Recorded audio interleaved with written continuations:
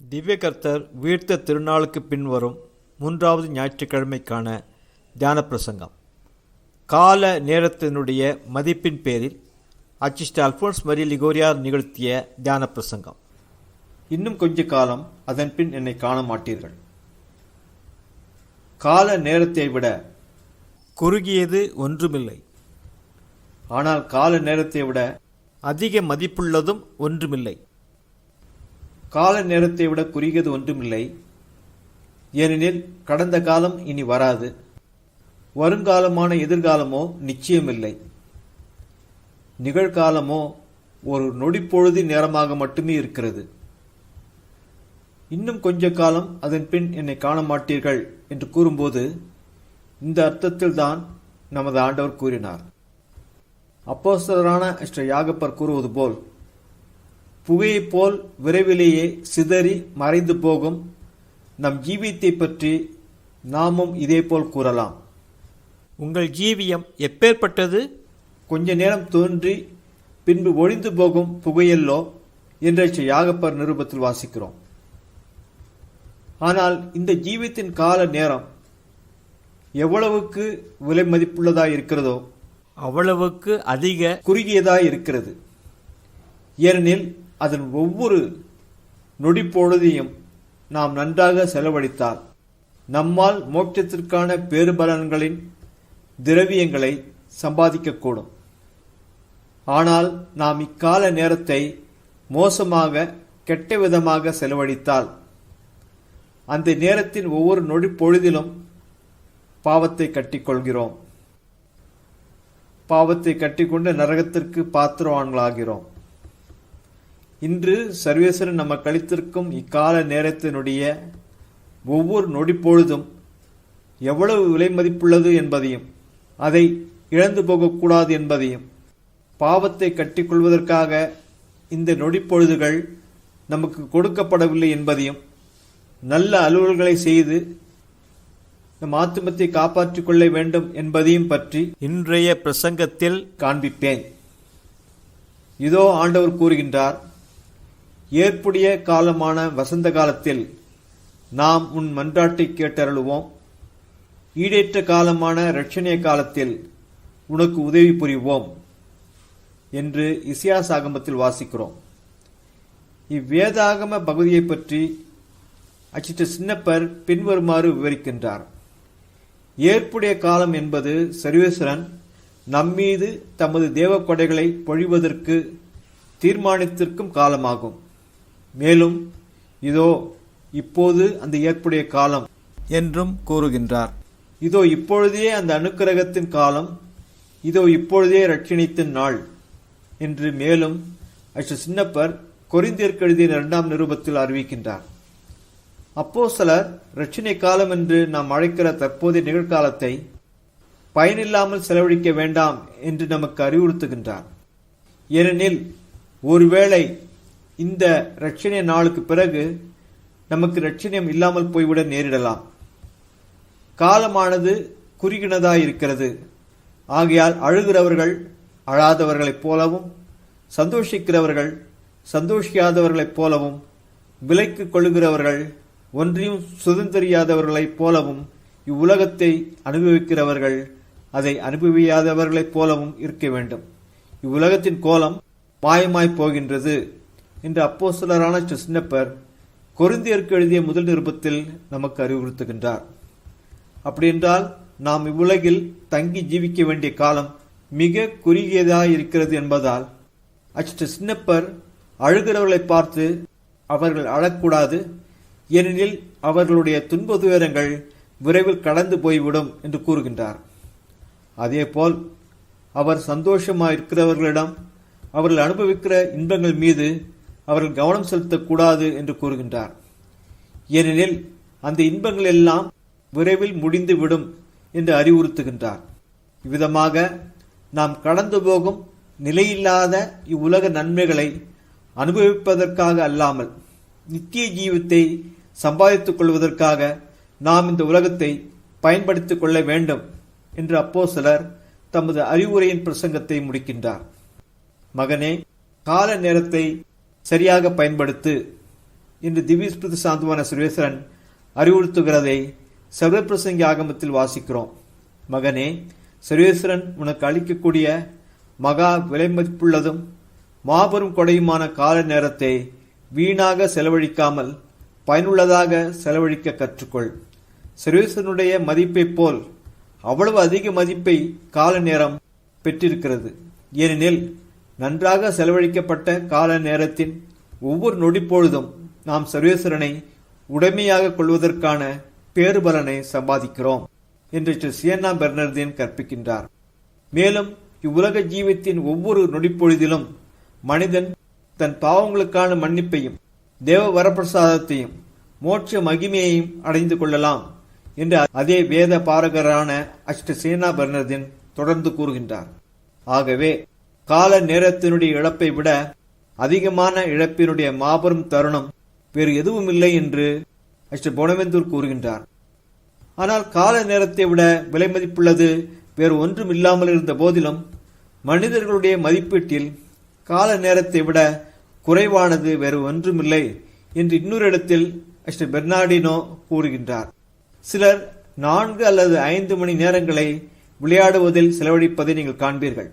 அவர்களிடம் ஏன் இவ்வளவு நேரத்தை இழந்து போகும் அளவிற்கு வீணில் செலவழிக்கிறீர்கள் என்று கேட்டால், நாங்கள் எங்களுக்கு வேடிக்கை காண்பித்து மகிழ்கிறோம் என்று கூறுவார்கள். வேறு சிலர் தெருக்களில் பாதி நாள் சும்மா நின்று கொண்டிருப்பார்கள் அல்லது ஜன்னல் வழியாக வெளியே பார்த்து கொண்டிருப்பார்கள். அவர்களிடம் நீங்கள் என்ன செய்து கொண்டிருக்கிறீர்கள் என்று கேட்டால், டைம் பாஸ் செய்கிறோம் என்று கூறுவார்கள். அதாவது கால நேரத்தை கடத்துகிறோம் என்று கூறுவார்கள். ஏன் நீ இந்த நேரத்தை இழக்கிறாய் என்று அத்தியாச்சிஷ்டவர் உன்னிடம் கேட்கின்றார். நீ ஏன் 1 மணி நேரத்தை கூட இழந்து போக விரும்புகிறாய்? அந்த 1 மணி நேரத்தை சர்வேஸ்வரனுடைய இரக்கமானது உனக்கு உன் பாவங்கள் மட்டில் நீ கண்ணீர் விட்டு அழுது மன்றாட வேண்டும் என்பதற்காகவும், அதனால் நீ தேவர பிரசாதத்தை பெற்றுக்கொள்ள வேண்டும் என்பதற்காகவும் அல்லவா உனக்கு கொடுத்திருக்கிறது. இவ்வுலக ஜீவியத்தின் போது மனிதர்களால் அலட்சியப்படுத்தப்பட்டு புறக்கணிக்கப்படுகிற இக்கால நேரம் உன் மரண நேரத்தில், குறிப்பாக மறு உலகில் உன்னால் எவ்வளவு அதிகமாக ஆசிக்கப்படும். கால நேரம் என்பது இந்த உலக ஜீவியத்தில் மட்டுமே நாம் அனுபவிக்க வேண்டிய ஒரு ஆசீர்வாதமாக இருக்கிறது. மறு உலகில் கால நேரம் என்று ஒன்று கிடையாது. நேரம் என்பது மோட்சத்திலும் இல்லை, நரகத்திலும் இல்லை. நரகத்தில் நித்திய கட்டை அடைந்தவர்கள், ஓ 1 மணி நேரம் எங்களுக்கு அளிக்கப்பட்டால் எவ்வளவு நலமாயிருக்கும் என்று மிகுந்த வேதனையுடன் கூக்குரலிட்டு அலறுவார்கள். அவர்கள் தங்களுடைய நித்திய கட்டை பரிகரிப்பதற்காக 1 மணி நேரத்திற்கு அல்லது 1 நிமிட நேரத்திற்கு கூட எவ்வளவு அதிக விலையை கொடுத்தும் வாங்க தயாராயிருப்பார்கள். ஆனால் இந்த 1 மணி நேரமோ அல்லது 1 நிமிட நேரமோ கூட ஒருபோதும் அவர்களுக்கு கிடைக்காது. மோட்சத்தில் அழுகை இல்லை. ஆனால் அச்சிஷ்டவர்களால் துயரப்படுவதற்கு கூடுமாயிருந்தால், இவ்வுலக ஜீவியத்தின் போது அவர்கள் இழந்த நேரத்தை நன்கு பயன்படுத்தி இருந்தால் இன்னும் மாபெரும் விதமாக அதிக மகிமையை மோட்சத்தில் அடைந்திருக்கலாம் என்கிற நினைவிலிருந்தும், மோட்சத்தில் இனிமேல் அதிக கால நேரத்தின் அவகாசம் தங்களுக்கு அளிக்கப்படாது என்ற நினைவில் இருந்தும் அவருடைய சகல புலம்புதல்களும் இருந்திருக்கும். ஒரு சமயம் ஆசீர்வாத சபையை சேர்ந்த ஒரு கன்னியாஸ்திரி இறந்த பிறகு மகிமையுடன் ஒருவருக்கு தோன்றி தான் மோட்சத்தில் இருப்பதாகவும் பூரணமான பாக்கிய சந்தோஷத்தை மோட்சத்தில் அனுபவிப்பதாகவும் வேறு ஏதாவது தன்னால் ஆசிக்க கூடுமானால் அது இவ்வுலகத்திற்கு மறுபடியும் திரும்பி வந்து மோட்ச மகிமையை இன்னும் கூடுதலாக அதிகரிப்பதற்கான பேறுபலன்களை அடைந்து கொள்வதற்காக இன்னும் அநேக துன்ப உபத்திரவங்களை பொறுமையுடன் சகித்து அனுபவிக்க வேண்டும் என்பதாகத்தான் இருக்கும் என்று அறிவித்தார்கள். மேலும் அதே அச்சிஷ்ட கன்னியாஸ்திரி ஒரே ஒரு அருள்நிறை மந்திரத்தினால் அடையக்கூடிய மோட்ச மகிமைக்காக உலக ஜீவியத்தின் போது நீண்ட காலம் சாகும் வரை தான் அனுபவித்த கொடிய உபாதனை நிறைந்த அதே வியாதியை பொது தீர்வை நாள் வரை மறுபடியும் திருப்தியுடன் அனுபவிப்பதற்கு தயாராயிருப்பதாக கூறினார்கள். ஆகவேதான் அச்சிஸ்டர் பிரான்சிஸ் போர்ஜியா சர்வேஸ்வரனுக்காக கால நேரத்தின் ஒவ்வொரு நொடிப்பொழுதையும் மிகுந்த கவனத்துடன் செலவழித்தார். மற்றவர்கள் பயனற்ற உரையாடல்களில் ஈடுபட்ட போது இவர் பரிசுத்த பக்தி பற்றுதல்களால் சர்வேஸ்வரனுடன் உரையாடினார். அவர் தேவ சிநேகத்தினுடைய ஆழ்ந்த தியானத்தினுள் எவ்வளவு அதிகமாக மூழ்கியிருந்தார் என்றால், எதை பற்றி அவருடைய சுரேசனுடனான உரையாடல் இருந்தது என்று கேட்டால் அதற்கு என்ன பதில் அளிப்பது என்று அறியாமல் இருந்தார். அதற்காக அவர் திருத்தப்பட்டு கண்டிக்கப்பட்டால், வீணானவற்றில் நான் என் நேரத்தை இழந்து போவதை விட நான் ஒரு முட்டாள் என்று மற்றவர்களால் கருதப்படுகிறதில் திருப்தி அடைகிறேன் என்று பதில் கூறுவார். உங்களில் யாராவது சிலர் நான் என்ன தீங்கு செய்து கொண்டிருக்கிறேன் என்று கேட்கலாம். அதற்கு நான் அவர்களிடம் ஆத்துமத்திற்கு பயனளிக்காத விளையாட்டுகளிலும் உரையாடல்களிலும் வேறு பயனற்ற காரியங்களிலும் ஈடுபட்டு உன் நேரத்தை செலவழித்து இழந்து போவது தீங்கு இல்லையா என்று கேட்கிறேன். இந்த நேரத்தை நீ இழந்து போவதற்காகவா சர்வேஸ்வரன் உனக்கு அருளியிருக்கிறார்? நீ செய்யக்கூடிய நன்மையை ஒன்றும் தவறாமல் செய் என்று சர்வப்பிரசங்கியார் ஆகமத்தில் திவ்யஸ்பிரசாந்தமான சுரேஸ்வரன் அறிவுறுத்துகின்றார். அச்சிஷ்ட மத்தியை குறிப்பிடுகிற அந்த வேலையாட்கள் தீங்கு ஒன்றும் செய்யவில்லை. ஆனால் அவர்கள் நாள் முழுவதும் தெருக்களில் சும்மா நின்றபடி நேரத்தை மட்டும் வீணில் இழந்திருந்தார்கள். ஆனால் அவர்களை வீட்டு எஜமான், நீங்கள் சோம்பலாய் நாள் முழுவதும் இங்கே நிற்பானேன் என்று கடிந்து கொண்டார். பொது தீர்வின் நாளிலே நமது ஆண்டவரான திவ்ய சேசுகிருஷ்ணநாத சுவாமி வீணில் இழக்கப்பட்ட ஒவ்வொரு மாதத்திற்கான கணக்கை மட்டுமல்லாமல் ஒவ்வொரு நாளுக்கான கணக்கையும், இன்னும் வீணில் உச்சரிக்கப்பட்ட ஒவ்வொரு சிறிய வார்த்தைக்கான கணக்கையும் நம்மிடம் கேட்பார். மனிதர்கள் பேசியிருக்கும் ஒவ்வொரு வீண் வார்த்தையின் பேரிலும் தீர்வின் நாளில் கணக்கு சொல்வார்கள் என்று நமது ஆண்டவர் தாமே அச்சிஷ்ட மத்திய சுசேஷத்தில் நமக்கு அறிவுறுத்தி போதிக்கிறதை வாசிக்கிறோம். இவ்விதமாக ஆண்டவர் நீ இழந்து போகிற கால நேரத்தின் ஒவ்வொரு நொடி பொழுதிற்கான கணக்கையும் உன்னிடத்தில் கேட்பார். சர்வேஸ்வரனுக்காக அல்லாமல் மற்ற காரணங்களுக்காக செலவழிக்கப்படுகிற கால நேரம் எல்லாம் இழக்கப்பட்ட நேரமாகும் என்று அச்சு பெர்னார்டு கூறுகின்றார். ஆகவேதான் திவ்ய ஸ்பிரித்துசாந்தமானவர் உன் கை செய்ய வேண்டிய வேலையை சுருக்காய் செய், ஏனென்றால் நீ போகிற கல்லறையில் செய்கையும் இல்லை, புத்தியும் இல்லை, ஞானமும் இல்லை, வித்தையும் இல்லை என்று சங்க பிரசங்கி ஆகமத்தில் கூறுகின்றார். இன்று நீ செய்யக்கூடியதை நாளைக்கு என்று ஒத்திவைக்காதே. ஏனெனில் நாளைக்கு நீ ஒருவேளை இறந்து போகலாம், அல்லது இனி நீ வேறு உலகத்திற்கு சென்றிருக்கலாம். அங்கே நல்லதை செய்வதற்கு உனக்கு நேரமே இருக்காது. மேலும் ஒன்றில் உன் புண்ணியங்களுக்கான சம்பாவனையையோ அல்லது உன் பாவங்களுக்கான தண்டனையையோ மட்டுமே அங்கே நீ அனுபவிக்கக்கூடும். இன்று நீங்கள் அவருடைய குரலை கேட்பீர்களாகில் உங்கள் பிதாக்களைப் போல் உங்கள் இருதயங்களை கடினப்படுத்தாதேயுங்கள் என்று சங்கீதத்தில் வாசிக்கிறோம். நீ உன் பாவங்களை சங்கீர்த்தனம் பண்ணுவதற்காக சுரேஸ்வரன் உன்னை அழைக்கிறார். நீ தீய வழியில் அபகரித்த பொருட்களை உரியவரிடத்தில் மறுபடியும் சேர்ப்பதற்காகவும் உன் பகைவர்களுடன் சமாதானம் செய்து கொள்வதற்காகவும் சுரேஸ்வரன் உன்னை அழைக்கிறார். ஆண்டவருடைய அழைப்பிற்கு இன்று நீ கீழ்ப்படி. ஏனெனில் ஒருவேளை நாளைக்கு உனக்கு நேரம் இல்லாமல் போய்விடலாம், அல்லது சர்வேஸ்வரன் உன்னை இனி அழைக்காமல் போகலாம். நம் ரட்சணியமெல்லாம் சர்வேஸ்வரனுடைய தேவ அழைத்தல் மட்டில் நாம் கொண்டிருக்கிற தொடர்பையும் நம்மை சர்வேஸ்வரன் அழைக்கிற அந்த நேரத்தில் நாம் கொள்கிற தொடர்பையும் சார்ந்திருக்கிறது. ஆனால் உங்களில் சிலர், நான் இப்போது இளைஞனாயிருக்கிறேன், சிறிது காலம் கழித்து நான் என்னையே சர்வேஸ்வரனுக்கு கையளித்து அர்ப்பணிப்பேன் என்று ஒருவேளை கூறலாம். ஆனால் அத்திப்பழ காலமில்லாத போதே கனி கொடுக்காத அத்தி மரத்தை நமது ஆண்டவர் சபித்தார் என்பதை நாம் சுசேஷத்தில் வாசிக்கிறோம் என்பதை ஞாபகத்தில் வைத்திரு. இதிலிருந்து நமக்கு படிப்பினையாக மனிதன் எல்லா காலங்களிலும் அவனுடைய இளமையிலும் கூட நல்ல அலுவல்களின் கனிகளை விளைவிக்க வேண்டும். அல்லாவிடில் அத்திமரத்தைப் போல் அவனும் சபிக்கப்படுவான். அவன் எதிர்காலத்திற்காக எந்த கனியையும் விளைவிக்காதவனாயிருப்பான் என்று திவ்ய ரட்சகர் நமக்கு கற்பிக்க ஆசிக்கிறார். இனி ஒருபோதும் எவனும் உன்னும் கனிகளை புசியாதிருப்பானாக என்று ஆண்டவர் தாமே அந்த கனி கொடாத அத்திமரத்தை சபிக்கிறதை அச்சிட்ட மார்க்கு சுசேஷத்தில் வாசிக்கிறோம்.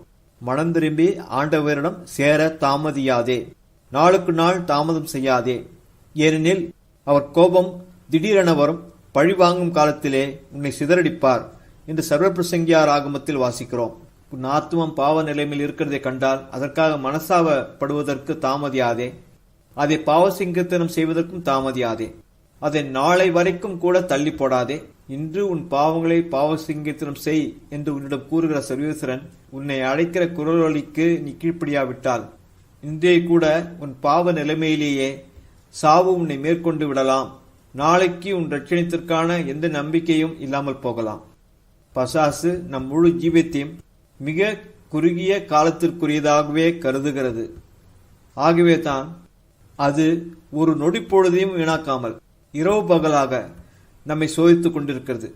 பசாசானவன் தனக்கு சொற்ப காலம் மாத்திரமே உண்டென்று அறிந்து மிகுந்த ஆங்காரம் கொண்டவனாய் உங்களிடத்தில் இறங்கி இருக்கிறான் என்ற ஷர்லப்பர் எழுதிய காட்சியாகமத்தில் இதை பற்றிய வாசிக்கிறோம். அப்படியென்றால் நம் ஞான சத்துருவானவன் ஒருபோதும் நேரத்தை வீணாக்காமல் நம்மை சோதித்து நரகத்தில் தள்ளுவதை பற்றியே இடைவிடாமல் நம்மை சுற்றி திரிந்து அலைந்து கொண்டிருக்கிறான். அதனால் நம் ஆத்மங்களை ரட்சித்து காப்பாற்றிக் கொள்வதற்காக சர்வேஸ்வரன் நமக்கு அளித்திருக்கும் கால நேரத்தை நாம் வீணடிக்கலாமா? இனிமேல் நான் என்னையே சர்வேஸ்வரனுக்கு கையளித்து அர்ப்பணிப்பேன் என்று நீ கூறுகிறாய். ஆனால் நிர்பாக்கிய பாவியே, நித்திய சர்வேஸ்வரன் கால நேரத்திற்கான வல்லமையை உன் கையில் கிடைத்திருப்பதைப் போல் நீ ஏன் ஊகித்துக் கொள்கிறாய் என்ற பெர்னார்டு உன்னுடைய கூற்றிற்கு தக்க பதில் அளிக்கிறார். நீ இனிமேல் உன்னை சர்வேஸ்வரனுக்கு கையளித்து அர்ப்பணிக்கப் போவதாக கூறுகிற போது நீ எப்போது விரும்புகிறாயோ அப்போது ஆண்டவரிடம் திரும்புவதற்கு ஆண்டவர் உனக்கு ஏதோ நேரத்தையும் சந்தர்ப்பத்தையும் கொடுத்திருப்பதைப் போல நீ ஏன் ஊகித்துக் கொள்கிறாய்? தனது ஜீவியத்தில் அடுத்த நொடிப்பொழுது உயிருடன் இருப்பதை பற்றி அறியாமல் இருந்ததனால் யோபு மகாத்மா அச்ச நடுக்கத்துடன், ஏனெனில் இன்னும் எத்தனை நாளைக்கு இருப்பேனோ தெரியாது, என்னை உண்டாக்கினவர் கொஞ்சத்துக்குள்ளே என்னை எடுத்தாலும் எடுக்கக்கூடும் என்று கூறுகிறதை யோபாகமத்தில் வாசிக்கிறோம். நான் இன்று பாவ சங்கீர்த்தனத்திற்கு போக மாட்டேன், அதை பற்றி நாளைக்கு சிந்திப்பேன் என்று நீ கூறுகிறாய். ஆனால் இன்னொரு மணி நேரம் உயிருடன் இருப்பதை பற்றி நீயே நிச்சயமில்லாமல் இருக்கிற போது உன்னால் எவ்வாறு இன்னொரு நாளை உனக்கே வாக்களிக்கக்கூடும் என்று அகூஸ்தினார் கேட்கின்றார். இன்றைக்கு இறப்பதற்கு நீ ஆயத்தமில்லாமல் இருந்தால் நிர்பாக்கியமாக இறந்து போகாமல் இருப்பதை குறித்து அஞ்சி நடுங்கு என்று அவிலாத்தரசம்மாள் எச்சரிக்கின்றார். ரட்சணித்தினுடைய இந்த நாட்களை வீணில் விரயம் செய்கிறதிலும் வீணில் இழக்கப்பட்ட ஒரு நாள் திரும்பி வராது என்பதை பற்றி ஒருபோதும் சிந்திக்காமல் இருப்பதிலும் அலட்சியமாக இருக்கிற கிறிஸ்துவர்களின் குருட்டுத்தனத்தின் பேரில் பெர்னார்டு ஒரு சமயம் கண்ணீர் விட்டு அழுதபடி அவர்களுடைய மரண நேரத்தின் போது இன்னொரு வருடத்திற்கு அல்லது இன்னொரு நாளைக்கு ஆசைப்படுவார்கள். ஆனால் ஐயோ, அது அவர்களுக்கு கிடைக்காது. பின்னர் உங்களுக்கு இனி கால நேரம் கிடையாது, உங்களுடைய கால அவகாசம் முடிந்துவிட்டது என்று அவர்களுக்கு அறிவிக்கப்படும் என்று கூறினார். சர்வேஸ்வரனிடம் கட்டாயமாக சமர்ப்பிக்க வேண்டிய அவர்களுடைய ஜீவ காலத்தினுடைய கணக்கை தயாரிப்பதற்கு தேவையான கால நேரத்திற்காக, இன்னொரு வாரத்திற்காக, இன்னொரு நாளுக்காக, இன்னொரு மணி நேரத்திற்காக கூட அவர்கள் என்ன விலைத்தான் கொடுக்காமல் இருப்பார்கள்? அசிஸ்டர் லாரன்ஸ் ஜஸ்டீனியன் இத்தகைய கிறிஸ்தவர்கள் இன்னும் ஒரு மணி நேரத்திற்காக அவர்களுடைய ஆசி முழுவதையும், மகிமை கீர்த்திகள் சகலத்தையும், அவர்களுடைய சந்தோஷ மகிழ்வுகள் அனைத்தையும் அளித்து விடுவார்கள் என்று கூறுகின்றார். ஆனால் இந்த மணி நேரமே அவர்களுக்கு அருளப்படாது. அவர்களுடைய மரணப்படுக்கையில் அவர்களுக்கு உதவும்படி வந்திருக்கும் குருவானவர், உலகத்தை விட்டு பிரிகிற கிறிஸ்துவ ஆத்மமே புறப்பட்டு போ, உடனே இந்த உலகத்தை விட்டு புறப்பட்டு போ, இனி உனக்கு நேரம் இல்லை, கிறிஸ்துவ ஆத்மமே இந்த உலகத்திலிருந்து புறப்பட்டு போ என்று கூறுவார். ஒழுங்கற்ற பாவகரமான ஜீவியத்தை ஜீவித்த ஒரு பாவியானவன் மரண தருவாயில், ஓ, நான் அச்சிஷ்ட ஜீவியம் ஜீவித்திருந்தால் எவ்வளவு நலமாயிருந்திருக்கும், ஓ, சர்வேஸ்வரனை நேசிப்பதில் என் ஜீவிகால வருடங்களையெல்லாம் செலவழித்திருந்தால் எவ்வளவு நலமாயிருந்திருக்கும் என்று கூக்குரலிட்டு அழுவதால் அவனுக்கு என்ன நன்மை உண்டாகும்? இரவு வந்தபோது தன் பயணத்தின் பாதையை தவறவிட்டதையும் இனி அந்த தவறை சரிபடுத்தக்கூடாது என்பதையும் உணர்ந்த ஒரு பயணியினுடைய வேதனை எவ்வளவு பெரியதாயிருக்கும்? இதை போலவேதான் உலக ஜீவியத்தை சர்வேஸ்வரனுக்காக ஜீவிக்காத நிர்பாக்கிய பாவிகளின் வேதனையும் அவர்களுடைய மரணத்தருவாயில் இருக்கும். ஒருவனும் வேலை செய்யக்கூடாத ராக்காலம் வருகின்றது என்ற சர்லப்பர் சுசேஷத்தில் வாசிக்கிறோம். ஆகவேதான் திவ்யரட்சகர், இருள் உங்களை மூடாதபடி வெளிச்சம் உள்ள போதே நடந்து கொள்ளுங்கள் என்று நம் எல்லோரையும் பார்த்து கூறுகின்றார். நீ எதிர்பாராத போது உன்னை திகழடை செய்து உன்னால் ஒன்றும் செய்யக்கூடாத நிலைமையில் உன்னை வைக்கப் போகிற உன் மரணத்தின் இருள் திடீரென்று உன்னை மூடிவிடாதபடிக்கு இப்போது வெளிச்சம் இருக்கும்போதே இரட்சணிய பாதையில் நடந்து செல். இருளான அந்த மரண நேரத்தின் போது நீ இதுவரை உன் ஜீவியத்தில் இழந்து போன கால நேரத்தை பற்றி அப்போது உன்னால் அழுது கொண்டுதான் இருக்க முடியும். என் முதல் தரத்து சேவகரே, நசுக்கத்தக்க காலத்தை எனக்கு உருத்துவமாய் பிரயோகித்தார் என்று புலம்பல் ஆகமத்தில் வாசிக்கிறோம். மரண நேரத்தில் மனசாட்சி நாம் அச்சிஷ்டவர்களாக மாற வேண்டும் என்பதற்காக நமக்கு கிடைத்த எல்லா கால நேரங்களையும் நமக்கு ஞாபகப்படுத்தும். ஆனால் அந்த கால நேரங்களை எல்லாம் நாம் சர்வேஸ்வரனுக்கு செலுத்த வேண்டிய கடன்களை இன்னும் கூடுதலாக அதிகரிக்கும்படியாகவே பாவத்தில் அனுபவித்து செலவழித்தோம். மேலும் நம் மரண நேரத்தில் நம் மனசாட்சி ஆண்டவர் தம்மை நேசிக்கும்படி நமக்கு அருளிய எல்லா தேவ வரப்பிரசாதங்களையும் தேவ அழைத்தல்களையும் நமக்கு ஞாபகப்படுத்தும். ஆனால் அவற்றையெல்லாம் நாம் துஷ்பிரயோகம் செய்து விட்டோம். அச்சத்திற்குரிய அத்தருணத்தில் நம் இரட்சணிய பாதை நமக்கு நித்தியத்திற்குமாக அடைக்கப்பட்டு விட்டிருப்பதையும் நாம் காண்போம். இத்தகைய திரளான குற்ற உணர்ச்சிகளின் மன உளைச்சல்கள் மத்தியிலும் மிக கொடூரமாக உபத்திரப்படுத்துகிற மரணத்தினுடைய இருளின் மத்தியிலும் இறந்து போகிற பாவி, ஓ எவ்வளவு பெரிய முட்டாளாக நான் இருந்திருக்கேன், தவறாக செலவழிக்கப்பட்ட என் ஜீவியம், வீணில் இழக்கப்பட்ட என் ஜீவிய கால வருடங்கள், இவற்றை நல்லவிதமாக பயன்படுத்தி பேறுபலன்களின் திரவிய பொக்கிஷத்தை நான் சம்பாதித்திருக்கலாம். புண்ணியங்களில் வளர்ந்து ஒரு அச்சிஷ்டவராக ஆகியிருக்கலாம். ஆனால் என் ஜீவியத்தையும் என் ஜீவியகால வருடங்களையும் அலட்சியப்படுத்தினேன். இப்போது என் ஆத்மத்தை காப்பாற்றிக் கொள்வதற்கான கால நேரம் நித்தியத்திற்குமாக கடந்து சென்று விட்டது என்று கூக்குரலிட்டு புலம்புவான். ஆனால் இந்த உலக ஜீவித்தினுடைய காட்சி முடிவடைகிற சமயத்தில், விளக்கு அணைகிற சமயத்தில், இறக்கிற கிறிஸ்துவனுடைய நித்திய கதியை முழுமையாக நிர்ணயிக்கிற அம்மகா முக்கியமான சாகும் தருணத்தில் அவருடைய அழுகைகளாலும் கூக்குரலின் புலம்புதல்களாலும் அந்த பாவிக்கு என்ன நன்மை ஏற்படும்? அந்தப்படியே நீங்களும் ஆயத்தமாயிருங்கள், ஏனென்றால் நீங்கள் நினையாத வேளையில் மணமகன் வருவார் என்ற லூக்கா சுவிசேஷத்தில் நமது ஆண்டவர் நம்மிடம் கூறுகின்றார். நீங்கள் ஆயத்தமாயிருங்கள் என்று ஆண்டவர் நம்மிடம் கூறுகின்றார். மரணம் வரும்போது நாம் நம்மையை தயாரிக்க வேண்டும் என்று ஆண்டவர் நம்மிடம் கூறவில்லை. ஆனால் ஆண்டவருடைய வருகைக்கு தயாராக இருங்கள் என்று கூறுகின்றார். ஏனெனில் நாம் சற்றும் எதிர்பாராத வேளையில் சாவு நமக்கு வரும்போது நம் ஜீவியத்தின் முழு கணக்கையும் கேட்பதற்காக மணமகன் வருவார். நமது ஆண்டவரான திவ்ய இயேசு கிறிஸ்து சுவாமியின் நீதியாசனத்தின் முன்பாக நாம் குற்றமற்றவர்களாக நிற்கும்படியாக மரண நேர கலக்கத்தில் நாம் நம் கணக்கை சரி செய்து கொள்வது என்பது மகா கடினமான காரியமாயிருக்கும். ஒருவேளை மரணம் 25 அல்லது 30 வருடங்களுக்கு நமக்கு வராமல் இருக்கலாம்.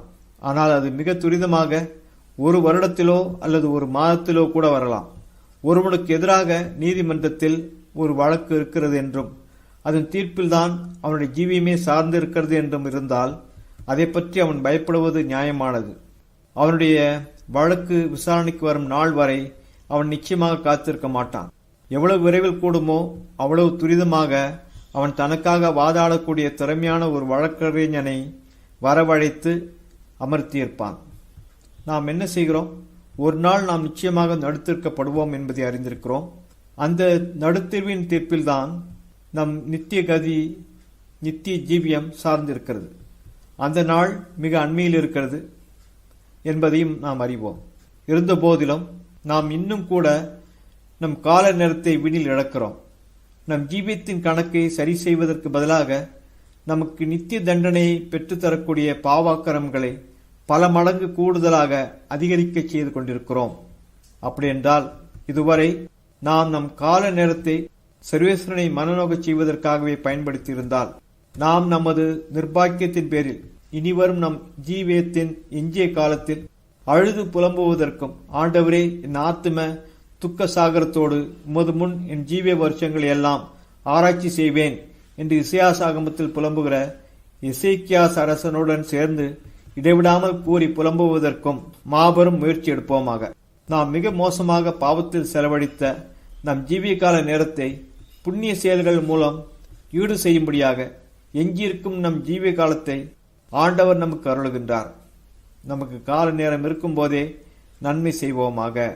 என்ற சின்னப்பர் இதை பற்றி நமக்கு போதிக்கின்றார். நிர்பாக்கிய மரணத்தினால் நம்மை தண்டியாதபடிக்கு நாம் ஆண்டவருக்கு சினத்தை மூட்டாமல் இருப்போமாக. கடந்த நம் ஜீவகால வருடங்களில் முட்டாள்தனமாக நாம் சர்வேஸ்வரனை மனநோக்கச் செய்திருந்தால், இப்போது அப்போஸ்தலர் நமக்கு அறிவுறுத்துவதற்கு ஏற்ப இனி வருங்காலத்தில் ஞானமுள்ளவர்களாய் நடந்து இதுவரை இழந்த கால நேரத்தை மறுபடியும் மீட்டு எடுப்போமாக. ஆதலால் சகோதரரே, நீங்கள் எவ்வளவு ஜாக்கிரதையாய் நடக்க வேண்டும் என்று பார்த்துக் கொள்ளுங்கள். புத்தியினரைப் போல் நடவாமல் காலம் கெட்டுப் போயிருக்கிறபடியால் போன காலத்தை மீட்டு ஞானிகளைப் போல் நடங்கள். ஆகையால் நீங்கள் மதியற்றவர்களாய் இராமல் சர்வேஸ்வரனுடைய சித்தம் இன்னதென்று உணர்ந்து கொள்ளுங்கள் என்று சின்னப்பர் எபேசியருக்கு எழுதிய நிருபத்தில் இதை பற்றி நமக்கு அறிவுறுத்துகின்றார். அச்சிஸ்ட ஆன்சல்ம் நாட்கள் எல்லாம் தீமையாயிருக்கின்றன என்று கூறுகின்றார். அதாவது இந்த ஜீவிய காலத்தின் நாட்கள் எல்லாம் தீமையாயிருக்கின்றன.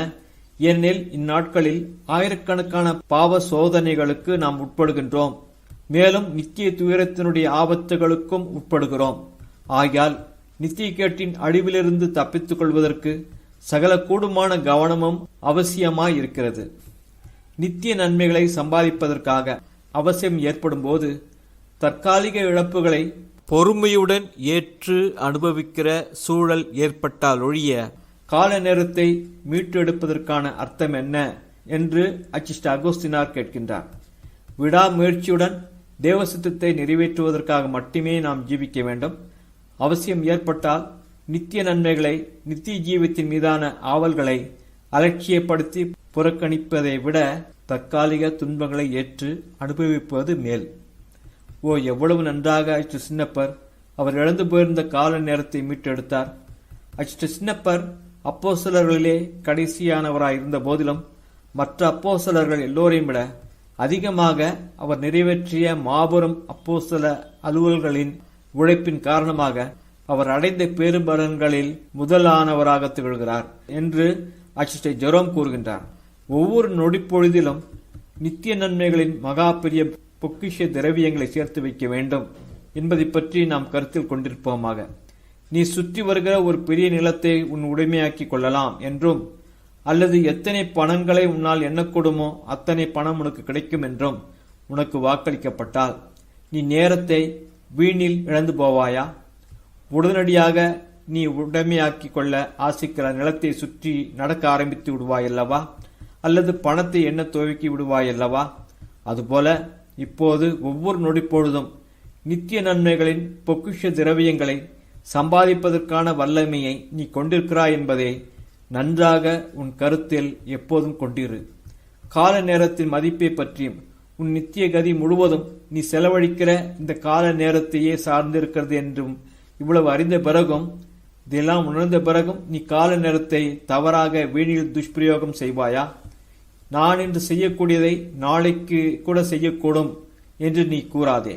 ஏனெனில் அப்படி என்றால் இன்றைக்கு என்கிற இந்த நாள் உனக்கு ஒரு இழக்கப்பட்ட நாளாகிவிடும்.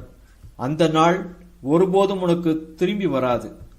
இன்று நீ இந்த நாளை கொண்டிருக்கிறாய், ஆனால் ஒருவேளை நாளை என்கிற அந்த நாள் உனக்கு கொடுக்கப்படாமல் இருக்கலாம்.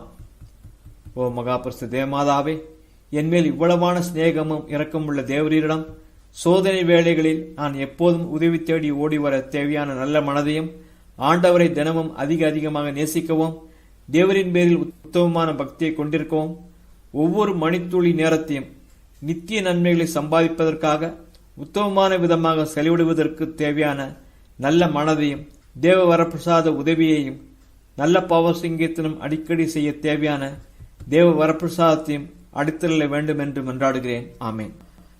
மிஸ்டர் அல்போன்ஸ் மரிய லிகோரியாரே எங்களுக்காக வேண்டிக்கொள்ளும். மிஸ்டர் அமலோற்போ மாமரியே வாழ்க.